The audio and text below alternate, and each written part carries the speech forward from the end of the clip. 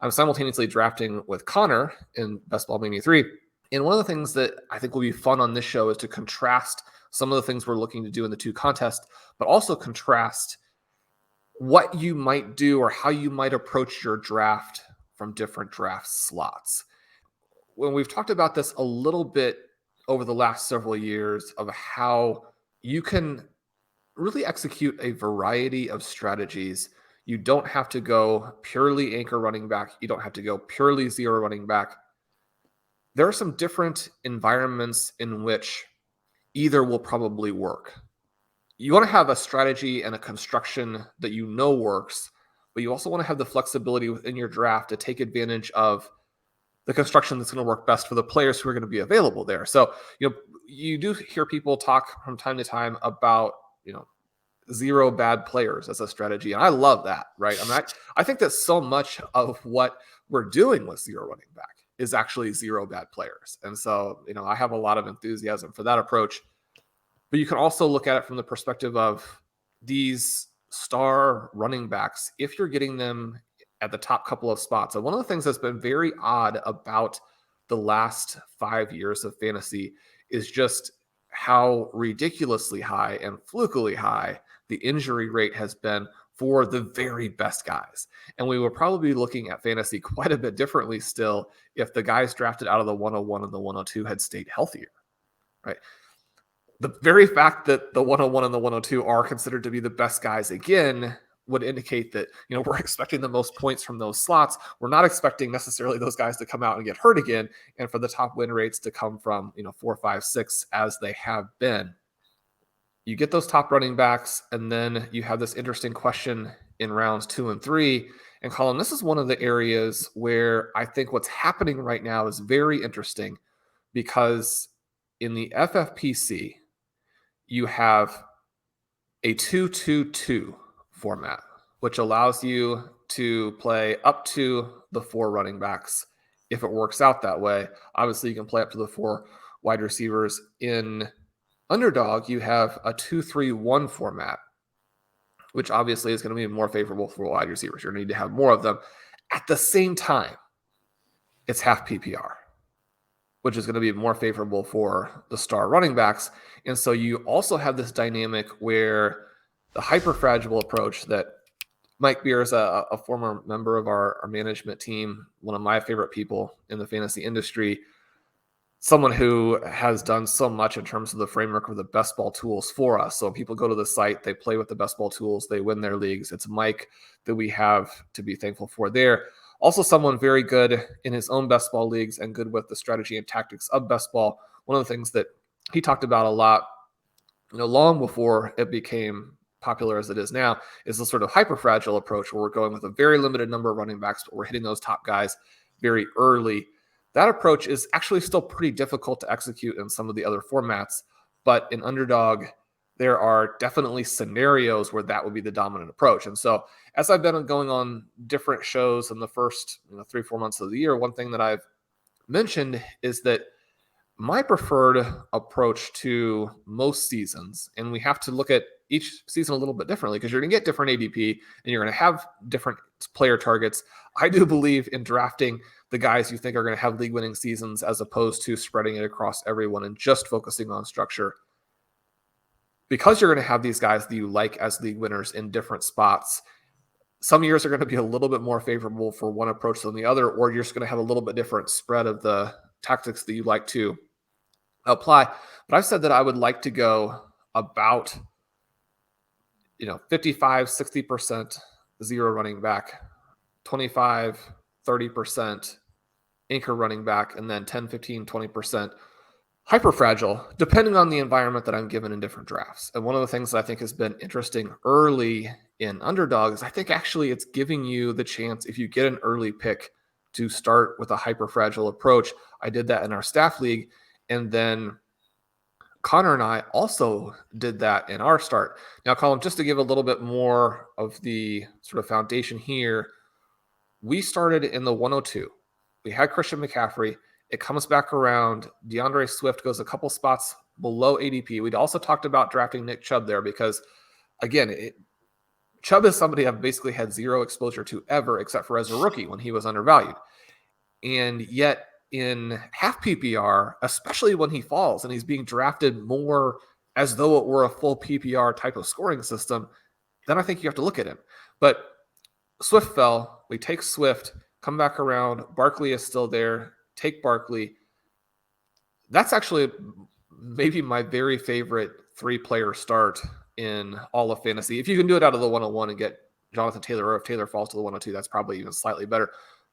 I love that start, but one of the reasons why I love that start in Underdog is that you're actually getting different ADP there, where in most cases you don't have a situation like we're seeing in the FFPC. You can pull up the FFPC ADP on the site. You can look at the timeframes that you want, which is very helpful to know how people are actually drafting in the last couple of weeks, which are most relevant to you, or even the last week. In FFPC, right, we have Debo going at the 208-ish range, and then we have these 4 running backs come off the board, and Leonard Fournette, Nick Chubb, Aaron Jones, and Saquon Barkley. You rock back around, and it's Darren Waller, Tyreek Hill, and George Kittle. So number one, you're looking at some very interesting tight end plays to get your elite tight end. Based on current Underdog ADP, you're going to occasionally have a chance at Tyreek Hill or Mike Evans when you get back to the 2-3 turn.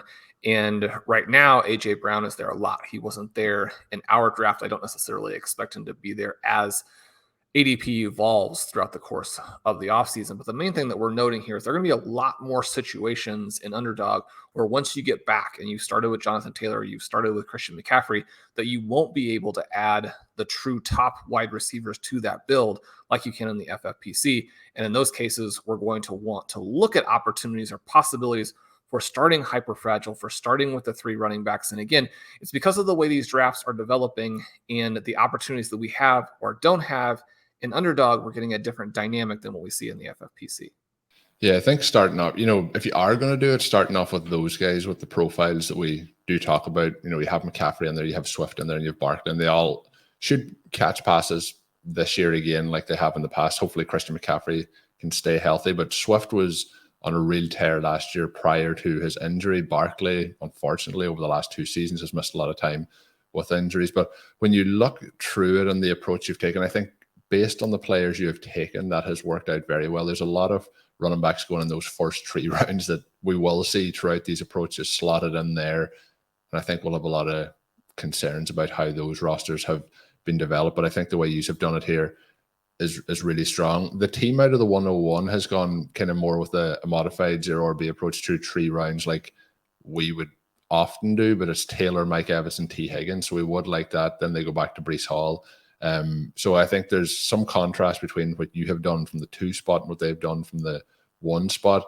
My question for you on this draft, based on how you've started it out there and then went to Patrick Mahomes, you've come back then to Mike Williams, Treylon Burks, Devontae Smith, and Garrett Wilson. So some, Mike Williams obviously been a veteran, but then you have the 2 rookies and the second-year player in there. What are some of your thoughts on starting off with the 3 running backs and then having to circle back in the 5th round to start stacking up those wide receivers versus where we would normally be getting those wide receivers through the first 3 rounds? Are you seeing it difficult then to assemble that core? I think you've done a pretty nice job there with the younger guys that you've picked up.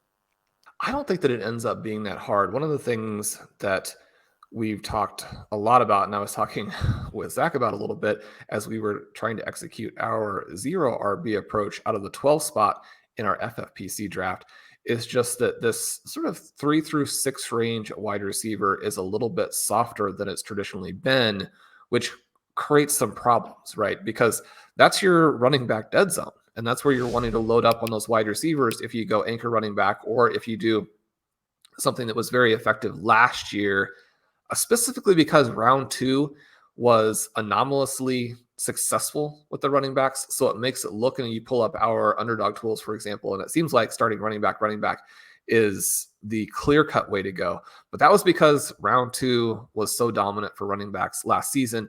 One of the things that you can do that's kind of fun is you can pull up some of these approaches in the Underdog tools and then say the Fanball tools, which even if you're not playing in that format, it gives you a feel because there are a lot of similarities. I'm not saying they're exactly the same, but there are similarities. So you want to know how running back worked in Fanball in 2021.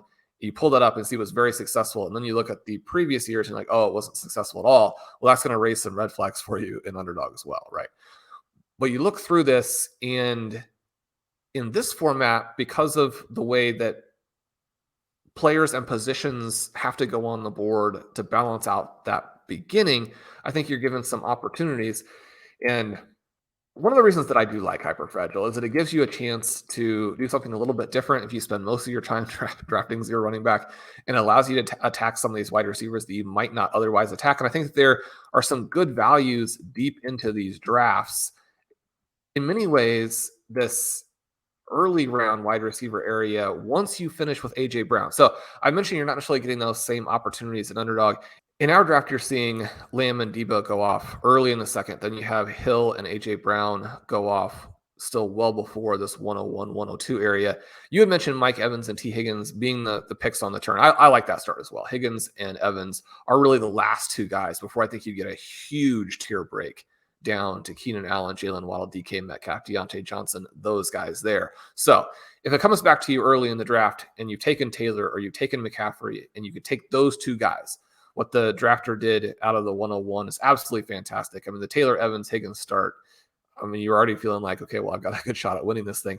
Then he goes with Breece Hall later. I'm not on Amari Cooper, but then has TJ Hawkinson. So there are a lot of guys in that start that we like. The thing that happened for us that was interesting, that we got back in the fourth round and we didn't necessarily like any of the wide receivers, again, for this reason that we were talking about, this dynamic of it's just so soft in that range. And Patrick Mahomes had fallen to that point. Now, we know that traditionally reaching on even the top quarterbacks in this range is, a losing move, but Mahomes being enough below his ADP is going to create a unique lineup for us. And we felt like the difference between the wide receiver we would select in the fourth round and the wide receiver we'd select in the sixth and seventh round, where otherwise we're going to be going to a QB, is pretty minimal. Whereas the difference between Mahomes and the quarterback there could be significant. So we do take Mahomes. And then, as you mentioned, I really like this group. We had a long discussion about whether we wanted to go with Mike Williams or Courtland Sutton. I think that those two guys are coin flips. I think in a lot of ways, Williams is already set to be the player that we're hoping for Courtland Sutton to be. And yet, obviously, if things end up going south for Jerry Jeudy, then you're looking at potentially a huge workload, a huge target share for Sutton in an offense that even without Jeudy should be very explosive. And so you like that potential pick as well. Then we come back with Treylon Burks, Devontae Smith, Garrett Wilson. I think that Burks and Wilson are still undervalued. We paid a decent amount for them, but Burks is going to be the guy, in any given year, even though it's happened 2 years in a row, I mean, we're not expecting there to be a Justin Jefferson. We're not expecting there to be a Jamar Chase, but Treylon Burks could be your Jalen Waddle type of player, right? That would still be very valuable at this spot. Devontae Smith is being discounted because of the run pass split there in Philadelphia, and now because they've added AJ Brown. But there's a possible scenario where Smith is actually very even. You think back to his final season, and really his final 2 seasons at Alabama, where he was better than the other Alabama guys, and then his final season where he wins the Heisman Trophy. Then he comes in and plays in this Philadelphia offense that was not favorable to receivers and had a very, very good year. The context is giving you kind of crazy prices on him. We talk all the time about how it's harder to execute so many things in drafts now that 3 years ago were easy. People understand structural drafting better. They understand the value of wide receivers better. They understand the jumps that young players are making better. And so you actually have to look for situations where there might be environmental reasons that people are now discounting the second year leap. I think that Smith, while the concerns are valid, when you're talking about different scenarios that could play out and players who would still have plenty of run from their draft spot, if you're right, or if that scenario plays out, and then within the context of a tournament, I really like that play. And then Garrett Wilson, another player where, because it's the Jets, he's less expensive than he would otherwise be.